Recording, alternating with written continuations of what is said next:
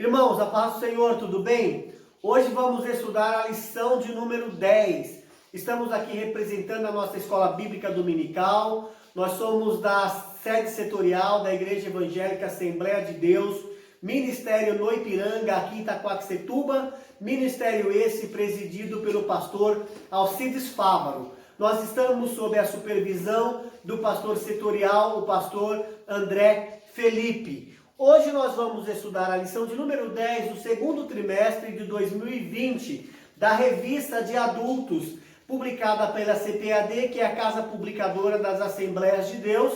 As lições dessa revista são lições escritas e comentadas pelo pastor Douglas Baptista. O título da lição de hoje é A Intercessão pelos Efésios.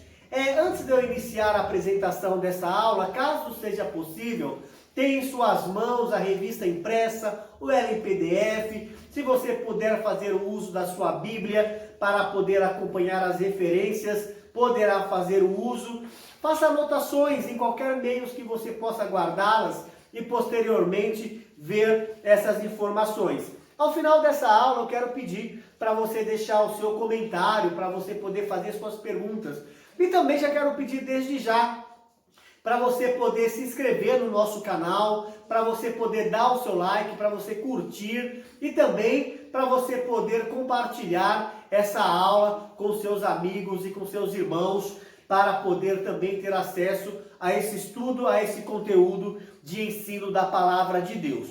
Mas caso não seja possível você fazer as leituras, não se preocupe, porque eu vou fazer as leituras em minha revista e também farei a leitura das referências bíblicas. Essa aula terá uma duração de 30 a 40 minutos. Se possível, nos acompanhe até o final e nós ficaremos muito agradecidos. Vamos fazer nossas leituras? Então a lição é a lição de número 10. O título dessa lição é A Intercessão pelos Efésios. Eu vou ler o texto áureo, a verdade prática, e em seguida farei também a leitura que seria a nossa leitura bíblica em classe. Estarei fazendo aqui, que é a leitura que dá base para o comentário do estudo de hoje. Então o texto áureo diz: Por causa disto, me ponho de joelho perante o Pai de nosso Senhor Jesus Cristo, do qual toda a família nos céus e na terra toma o nome. Efésios capítulo 3, versículo 14 e versículo 15. A verdade prática diz: devemos interceder pelos eleitos de Cristo para que eles sejam fortalecidos de poder, vivam em comunhão e exercitem o amor de Deus. A nossa leitura bíblica em classe também se encontra em Efésios, no capítulo 3, a partir do versículo 14 até o versículo 21. Então é uma leitura composta de 7 versículos. E eu farei aqui a leitura, então, dessa porção bíblica, ok? Por causa disto, me ponho de joelho perante o Pai de nosso Senhor Jesus Cristo, do qual toda a família nos céus e na terra toma o nome, para que, segundo as riquezas da sua glória, vos conceda que sejais corroborados com o poder pelo seu Espírito no homem interior, para que Cristo habite pela fé no vosso coração, a fim de que, estando arraigados e fundados em amor, poderdes perfeitamente compreender com todos os santos qual seja a largura, o comprimento e a altura e a profundidade, e conhecer o amor de Cristo, que excede todo entendimento, para que sejais cheios de toda a plenitude de Deus. Ora, aquele que é poderoso para fazer tudo, muito mais abundantemente, além daquilo que pedimos ou pensamos, segundo o poder que em nós opera. A esse, glória na igreja, por Jesus Cristo, em todas as gerações, para todos sempre. Amém. Então essa foi a nossa leitura, que conhecemos como a leitura bíblica em classe.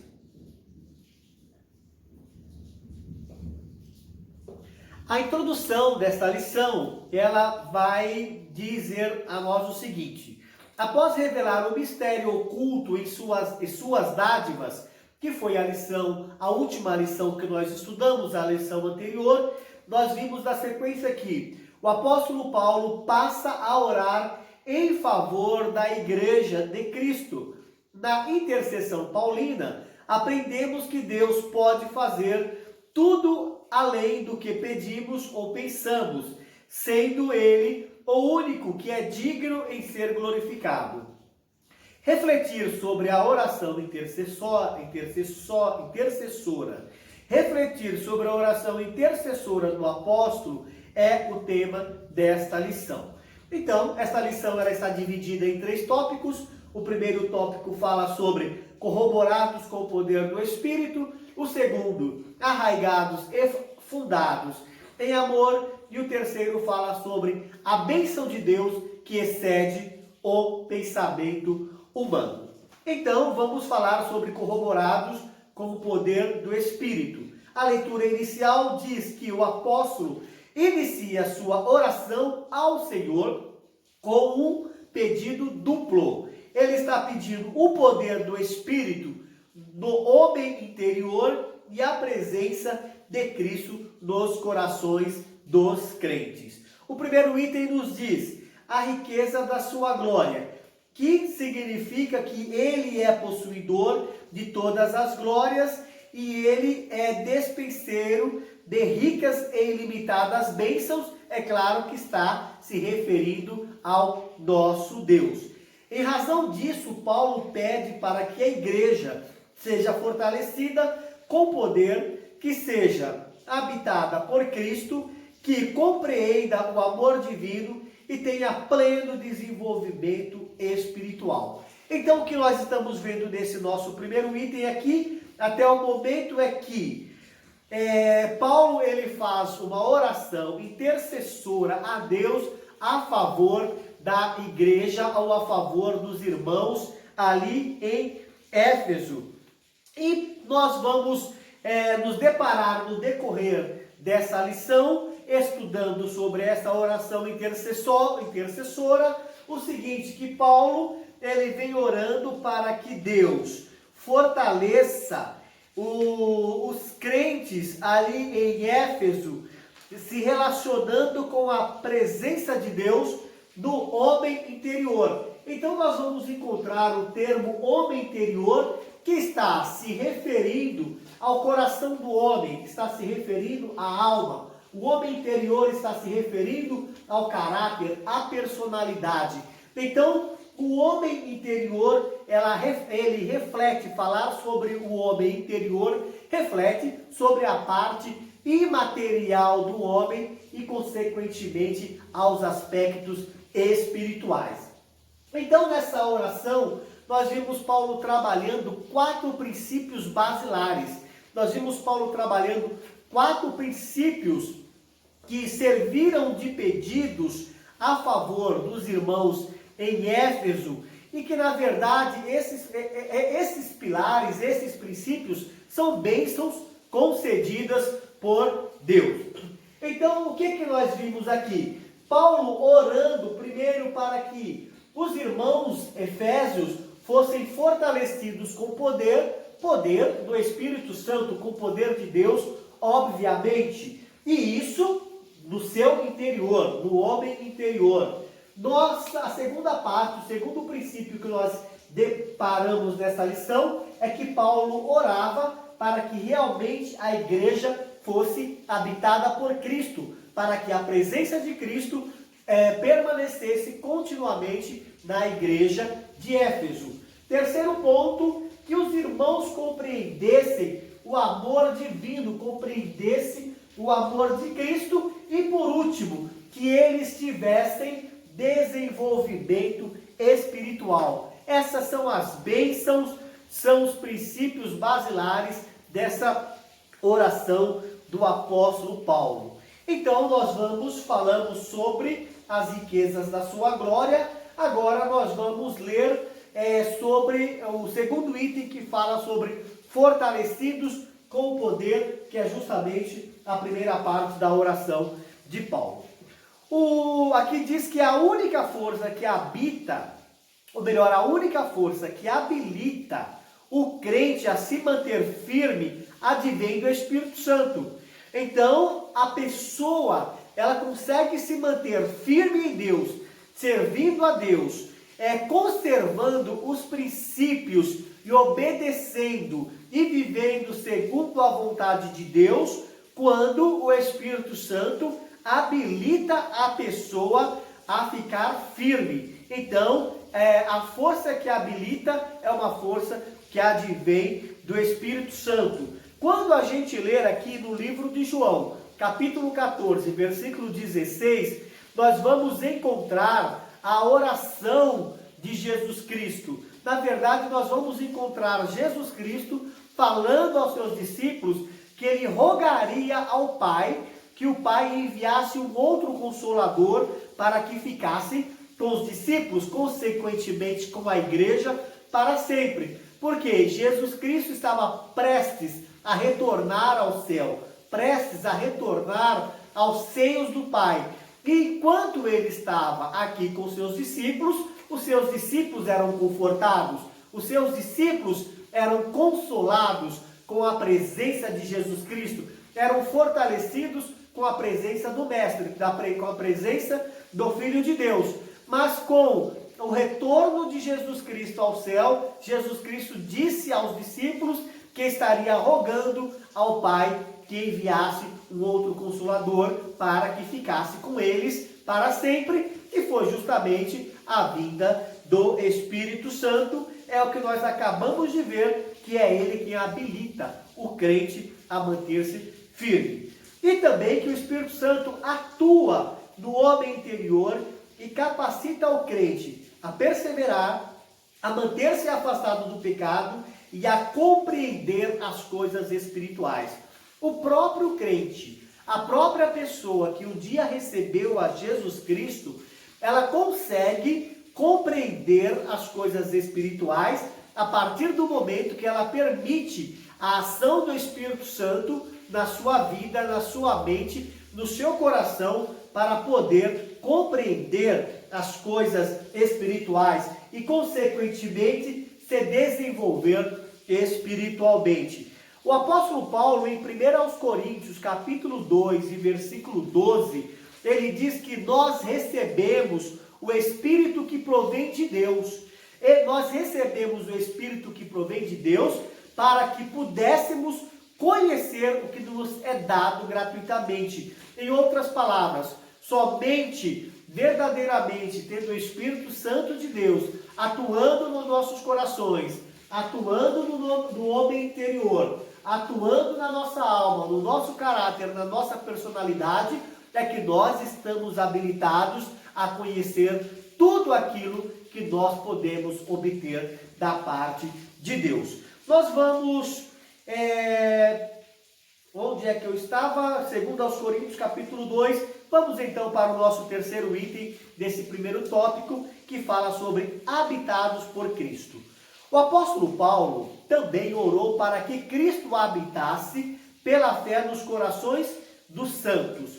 O que também não significa dizer que Cristo não estivesse presente na igreja de Éfeso. Embora Paulo tenha orado para que para que a igreja de Éfeso fosse habitada por Cristo, não significa dizer que Cristo não habitava naquela igreja.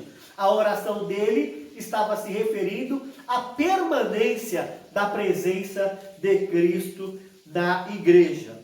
O ensino apostólico ratifica, o ensino apostólico afirma, confirma que, ou fortalece que sem Cristo a igreja não pode subsistir à força do mal. Ou seja, quem sustenta a igreja, quem mantém a igreja, quem faz a igreja perseverar, é o fato dela ser edificada em Jesus Cristo. O ensino apostólico ratifica que sem Cristo a igreja não pode subsistir à força do mal. Mateus capítulo 16, versículo 18, a Bíblia diz: Jesus Cristo disse isso aos seus discípulos numa conversa que ele estava tendo com eles, onde ele disse: sobre esta pedra referindo a ele mesmo: sobre esta pedra edificarei a minha igreja, e as portas do inferno não prevalecerão contra elas.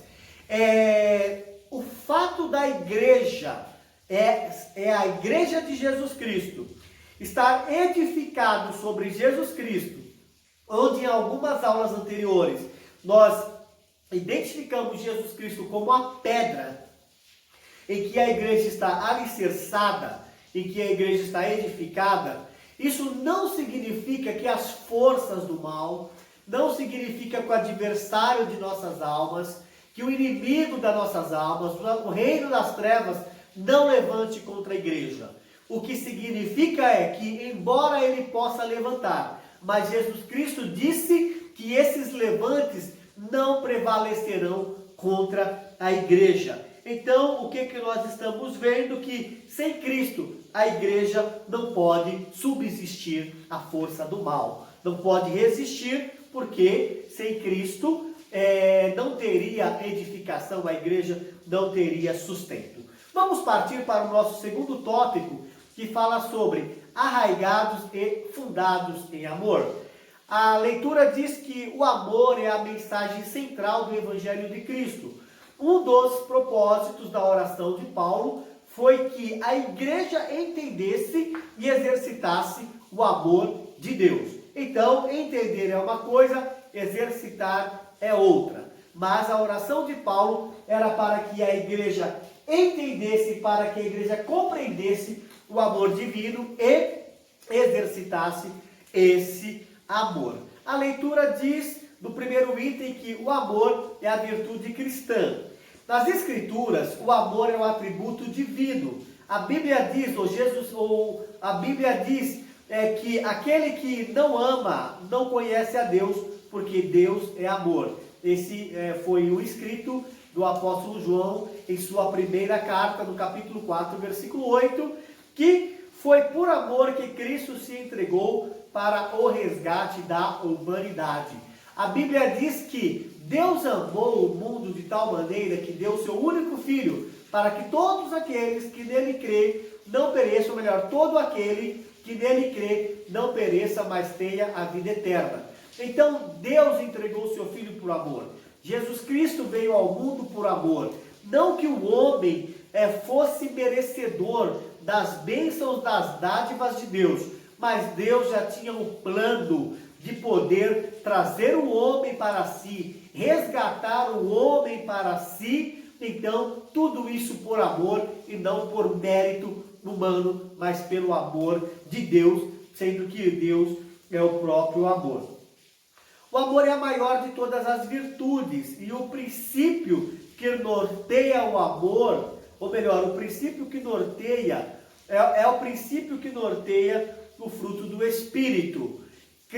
Ciente dessa relevância, o apóstolo implora a Deus para que o viver da igreja seja arraigado e alicerçado em amor. Vejamos bem, quando a gente pega a Bíblia, quando a gente lê 1 aos Coríntios, capítulo 13, versículo 13, a Bíblia vai falar sobre a fé, sobre a esperança, vai falar sobre amor.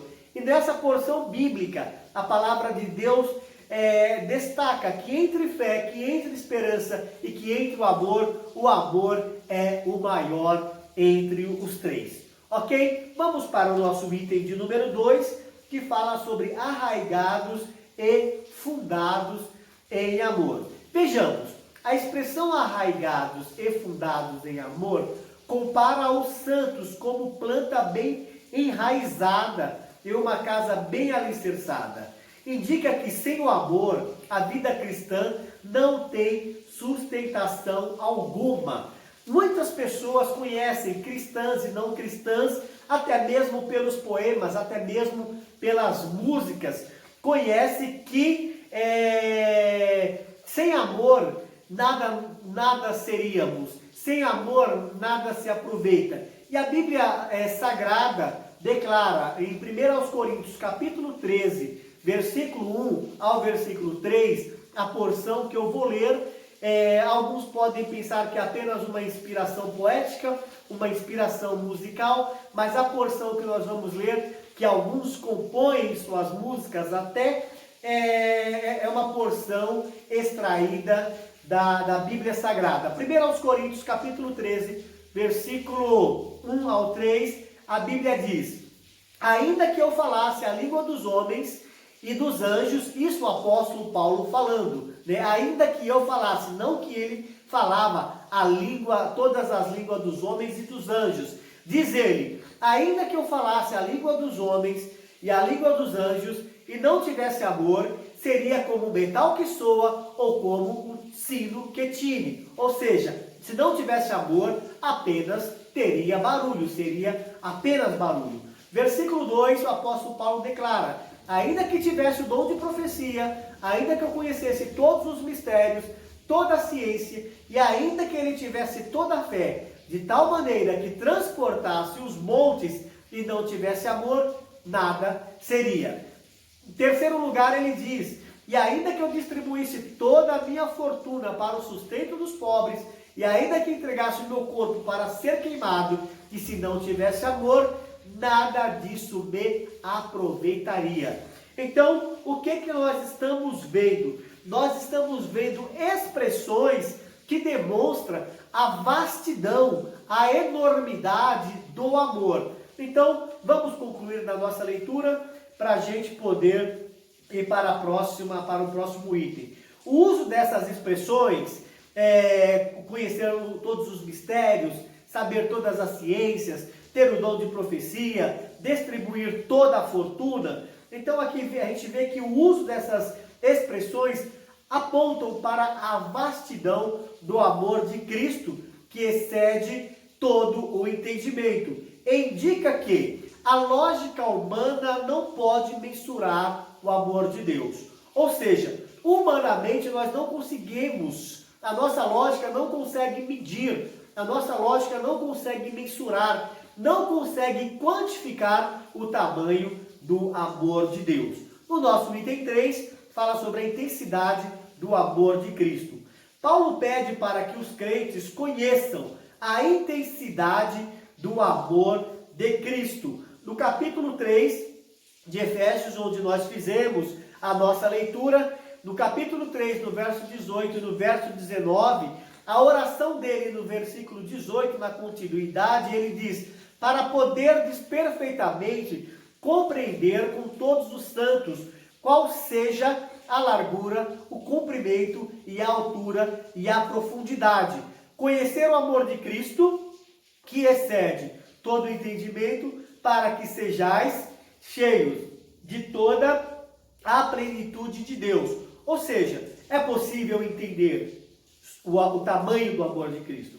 É possível compreender o tamanho do amor de Cristo. Mas o que o homem não consegue é mensurar. O homem não consegue medir o tamanho desse amor. O apóstolo sabe que o esforço humano não pode atingir essa meta. Assim ele acrescenta a esse pedido a oração para que os crentes sejam cheios de toda a plenitude de Deus. Ou seja, por ele mesmo, por si mesmo, o homem, ele não consegue ser fortalecido com o poder do Espírito Santo. Por ele mesmo, por si próprio. Pelo próprio homem, ou a igreja não pode ser, não é possível que a igreja seja habitada por Cristo. Com a limitação humana, o homem não consegue compreender o amor divino e muito menos por si próprio ter um desenvolvimento espiritual. É por isso da oração de Paulo para que Deus, que Ele que concede essas bênçãos, proporcionando fortalecimento, proporcionando a habitação de Cristo na vida do crente, proporcionando que o crente compreenda o amor e que ele se desenvolva espiritualmente. Essa foi uma oração conhecida como uma oração ousada, uma intercessão ousada do apóstolo a favor da igreja de Éfeso, dos irmãos efésios, e que pode se estender até nós também. Na continuidade, onde nós estávamos aqui, a dimensão concluímos falando sobre a intensidade do amor. Nós vamos para o nosso último tópico, que fala sobre a bênção de Deus excede o pensamento humano. A bênção de Deus excede o pensamento humano. Na nossa leitura inicial desse tópico, antes de entrarmos nos itens, diz que em sua audaciosa intercessão em favor da igreja, o apóstolo ensina que Deus é capaz de fazer. O apóstolo ensina que Deus é capaz de fazer muito além do que pedimos e que o eterno deve ser glorificado para sempre. Então, primeiro, uma audaciosa intercessão. Ele ensina que Deus pode fazer muito mais do que pedimos e que também Deus deve ser adorado para sempre. O primeiro item diz a dimensão das bênçãos divinas. Ao concluir a ousada oração, Paulo lembra de que a magnitude do poder de Deus é capaz de fazer muito mais abundante além do que pedimos ou pensamos. Isso indica que o que Deus pode fazer ultrapassa em muito nossos melhores anseios e desejos. Essa instrução mostra que os pensamentos do Senhor são muito mais altos do que os nossos pensamentos. E isso que nós estamos estudando sobre Deus poder muito mais do que pensamos ou do que pedimos, que os pensamentos de Deus são muito mais altos, muito mais elevados do que os nossos pensamentos, isso já tinha sido também narrado, já tinha sido escrito pelo profeta Isaías, quando Deus transmitia isso para Isaías e ele escrevia. Vejamos em Isaías capítulo 55, versículo 9, o que Deus falou para Isaías e ele escreveu em seu livro. Porque assim como os céus são mais altos do que a terra, assim são os meus caminhos, mais altos que os vossos caminhos, e os meus pensamentos mais altos do que os vossos pensamentos. Então, não é possível que nós consigamos comparar a nossa capacidade com a capacidade de Deus, que está muito acima. Comparar os nossos pensamentos e as realizações de Deus, que estão muito acima dos nossos pensamentos e da capacidade de realização. Então, como resultado, é o que nós veremos então no nosso item de número 2. Por quê? Bem, o nosso Deus está acima de tudo. Deus está acima de todas as coisas. A capacidade dele é superiormente acima do homem mais capaz que possa existir no planeta Terra. O resultado disso é o apóstolo, na continuidade da sua oração, da sua intercessão, fazer então um convite para que nós adoremos a Deus. Aqui no item 2 diz o seguinte: o convite para a adoração. Paulo encerra esse capítulo com o convite de adoração a Deus, cuja glória é devida na igreja por Jesus Cristo em todas as gerações. A infinitude do amor de Deus e de todas as bênçãos divinas, que excede a compreensão humana, e a única coisa a ser acrescentada era o louvor ao Senhor Deus, detentor de tamanhas dádivas. Então, ao apóstolo Paulo, o que restava, depois de orar, pedindo, intercedendo a favor dos irmãos em Efésios, clamando por tamanhas bênçãos no coração, na alma, no homem interior, bênçãos que são concedidas somente por Deus, ele declara que agora o que restava era apenas nos render a Deus em adoração. Vamos para o nosso terceiro item, para podermos finalizar então o estudo dessa aula, dessa nossa lição. Vamos falar sobre a glória devida a Deus. A igreja nunca tem glória em si mesma. A igreja nunca tem glória em si mesma, pois toda glória é exclusivamente tributada para Deus por intermédio da obra de Cristo. Vejamos, nem a igreja no sentido individual, eu como igreja, eu como habitação do Espírito Santo, eu como morada de Deus, eu não tenho glória em mim mesmo, né? Vamos falar agora da igreja como templo. Vamos falar aqui do rebanho, de uma igreja que é bem sucedida, de uma congregação onde o seu líder, onde as pessoas são bem sucedidas, onde essa igreja é uma igreja que podemos dizer que é uma igreja de sucesso, dizer que a presença de Deus é naquela igreja, que aquela igreja tem cristãos exemplares, que aquela igreja cresce. Nem isso também é uma glória exclusiva da igreja. Isso não é glória exclusiva da igreja, porque toda glória nós vimos que é exclusivamente tributada a Deus por intermédio de Cristo.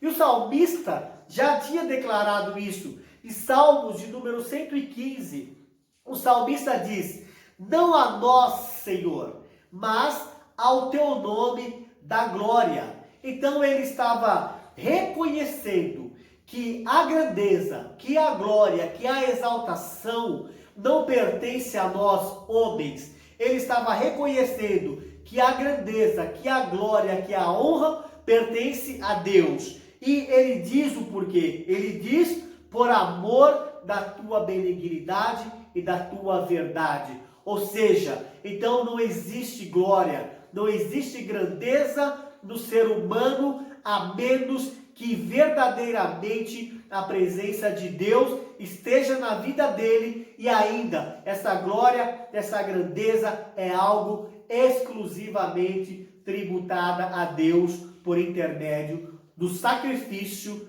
do nosso Senhor Jesus Cristo.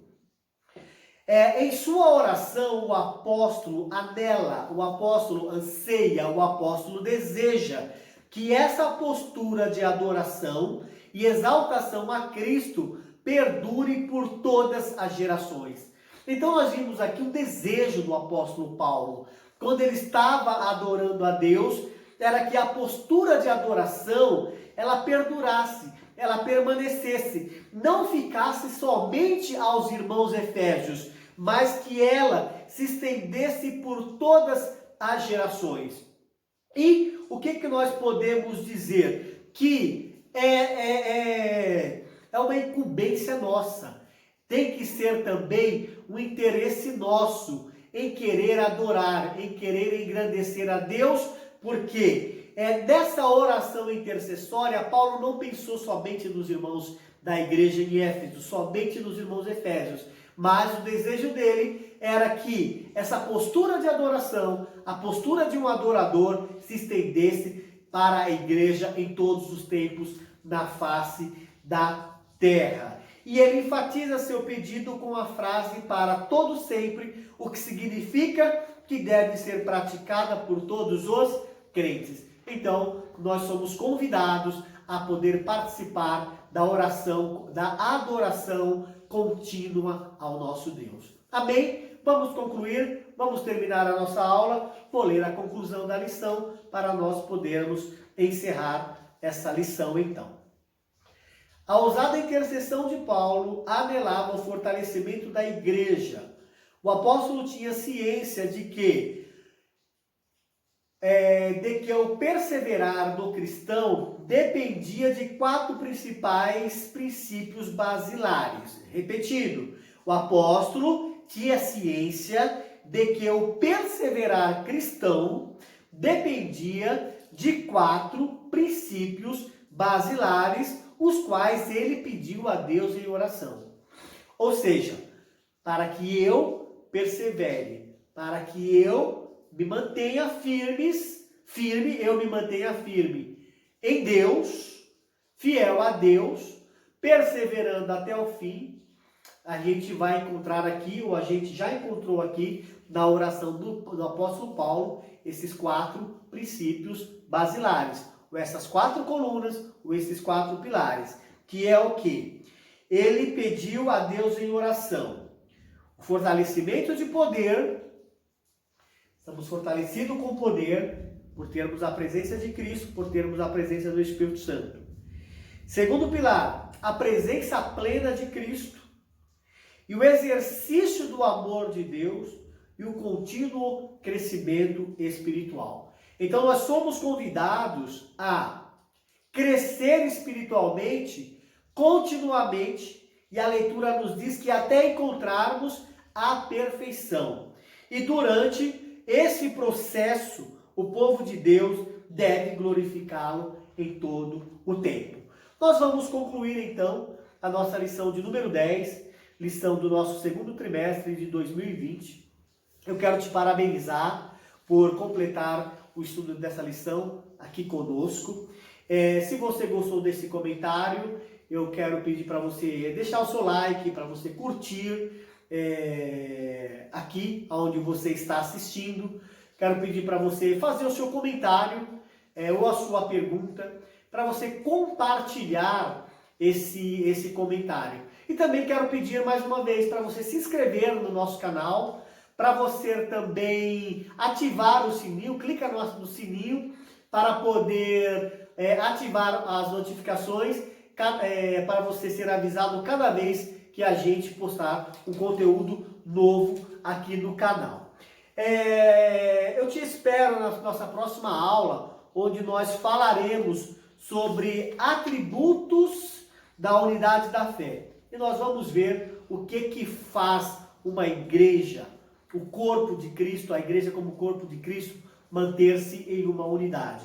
São 3 pilares, que é a humildade, a mansidão e a longanimidade. Então, veremos isso na nossa próxima lição. Então, nós vamos encerrar por aqui. Muito obrigado. Que Deus continue abençoando a sua vida e a vida da sua família. E eu te espero na próxima aula.